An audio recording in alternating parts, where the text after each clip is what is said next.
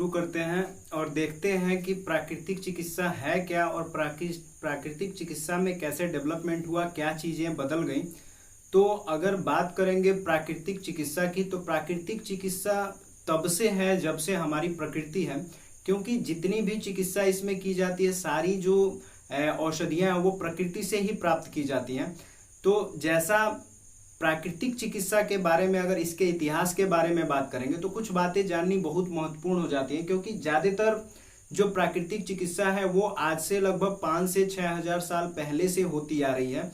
और इस प्राकृतिक चिकित्सा का विकास आज से 5 से 6,000 साल पहले हुआ था और धीरे धीरे इसमें विकास होता आ रहा है। क्यों?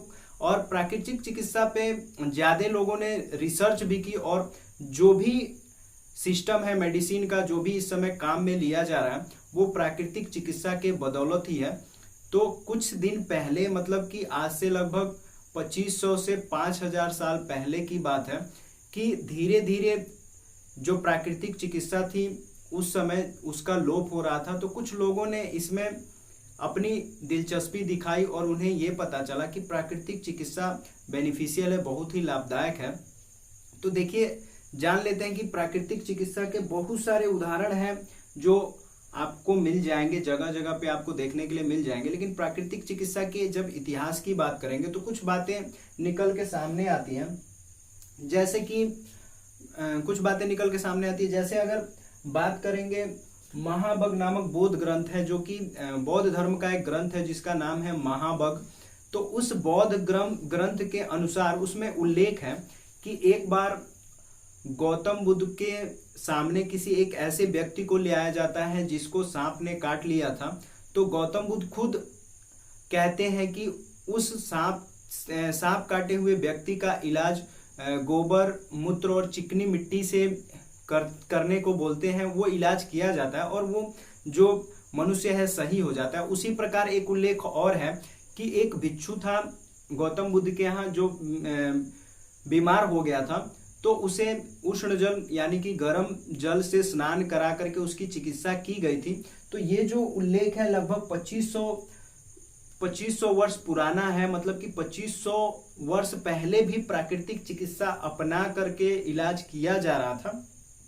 फिर उसके बाद से अगर देखें तो प्राकृतिक चिकित्सा का धीरे धीरे जो लोप है होने लगा, क्योंकि लोगों को ज्यादातर दिलचस्पी इसमें नहीं थी। लोग ये चाहते थे कि ज्यादातर इलाज ऐसा हो कि जिसमें तुरंत लाभ प्राप्त हो। तो प्रकृति से जो चिकित्सा होती है, प्रकृति के बीच में रह करके अगर हम करेंगे और उससे इलाज अगर होता है तो धीरे धीरे जो रोग है वो धीरे धीरे खत्म होता है।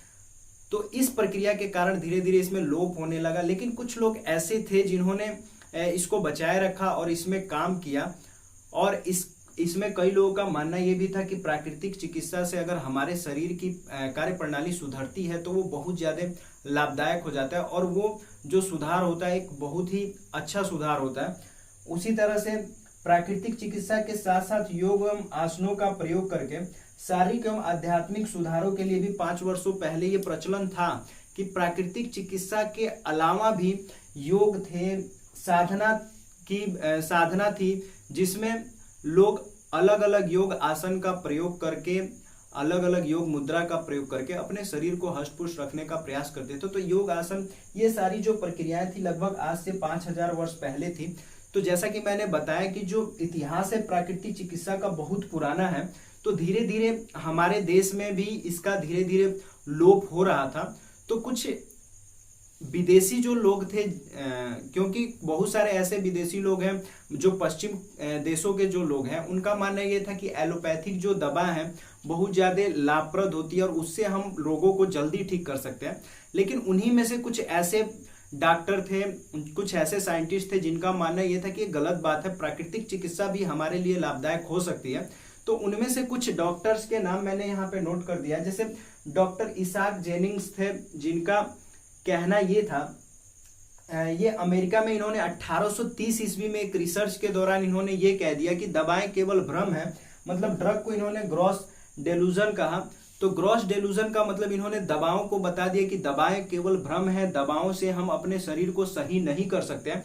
क्यों नहीं? क्योंकि इन्होंने खुद देखा था कि बहुत सारे ऐसे किसान थे जो कि बीमार होने के बावजूद भी नहरों में जाकर के नहा करके अपने शरीर को स्वस्थ कर रहे थे। तो इन्हें देख करके ये समझ में आया कि जल से भी जल चिकित्सा की जा सकती है। तो प्राकृतिक चिकित्सा की ओर इनका खिंचाव आया और धीरे धीरे इन्होंने इस पे काम किया और आगे धीरे धीरे इन्होंने प्राकृतिक चिकित्सा के ऊपर बहुत सारी किताबें भी लिखी। उसी तरह से एक और डॉक्टर हैं जिनका नाम है जॉन वेस्ले। तो जॉन वेस्ले ने पानी के बारे में बताया कि हम पानी की मात्रा को बढ़ा करके शरीर को स्वस्थ रख सकते हैं। इतना ही नहीं, पानी से अलग अलग तरह के जल का प्रयोग करके, जैसे ठंडे पानी को पीने की प्रक्रिया और ठंडे पानी से हमारे शरीर में बदलाव क्या होता है, इसके बारे में इन्होंने रिसर्च किया, बताया। उसके अलावा इन्होंने ठंडे पानी से नहाने की भी बात कही। तो जो कि दोनों जो डॉक्टर हैं इनके लगाव को दिखाता है कि प्राकृतिक चिकित्सा इनको किस तरह से अपनी ओर खींच करके लेकर के चली आई थी और इस प्राकृतिक चिकित्सा से इन्होंने कैसे अपने शरीर को सही किया और इस बदलाव को इन्होंने लोगों तक पहुंचाने की भी कोशिश की। तो पश्चिमी देशों के कुछ ऐसे डॉक्टर थे जिन्होंने प्राकृतिक चिकित्सा के बारे में बाद में जो लोप हो रहा था, प्राचीन में तो ये प्राकृतिक चिकित्सा थी, लेकिन आधुनिक समय में प्राकृतिक चिकित्सा धीरे धीरे लोगों से दूर जा रही थी। तो पश्चिमी देशों के कुछ डॉक्टर थे, उन्होंने इन चीजों को ध्यान में रख करके बहुत सारी ऐसी बातें लोगों से परिचय कराई। तो अभी आगे कुछ और डॉक्टर हैं जिनका नाम मैं आपको बता देता हूं। सीरीज वाइज सारे डॉक्टर्स के नाम बताऊंगा जिन्होंने प्राकृतिक चिकित्सा के ऊपर बहुत ज्यादा काम किया और हमें फिर से प्राकृतिक चिकित्सा के विकास से जोड़ दिया और हम फिर से इस प्राकृतिक चिकित्सा के ऊपर डिपेंडेबल हो गए। और अभी भी बहुत सारे इलाज ऐसे हैं जो प्राकृतिक चिकित्सा के आधार पर ही किए जाते हैं।